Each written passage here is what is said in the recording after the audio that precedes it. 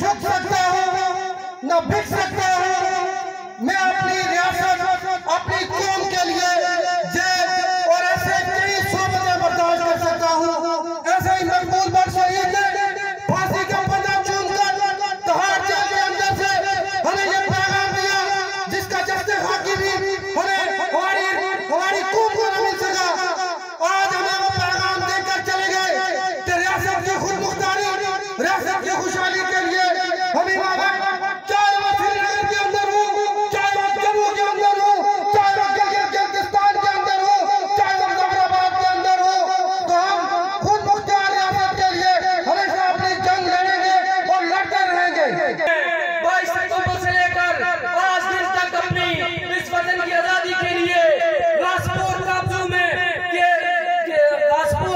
के सामने डटकर मुकाबला करते हुए अपनी जाने कुर्बान की। उनसे भी अहद करते हैं कि अपने वतन की आजादी के लिए, अपने वतन की खुद मुख्तारी और खुशहाली के लिए एक जान क्या 1000 जानें इंशाअल्लाह कुर्बान करेंगे।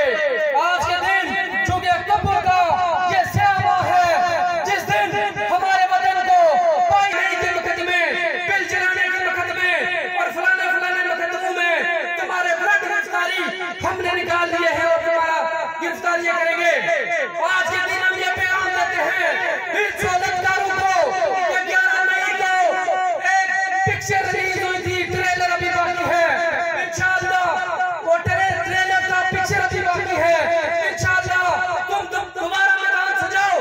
इंशाअल्लाह जम्मू कश्मीर लिबरेशन फ्रंट का एक कारकुन, जम्मू कश्मीर जॉइंट अवामी एक्शन कमेटी का एक जिम्मेदार इंशाअल्लाह तुम्हें भरपूर जवाब देगा। तुमने जो नोटिफिकेशन दिया था वो इंशाअल्लाह तुम एक लफ्ज पूरा करोगे।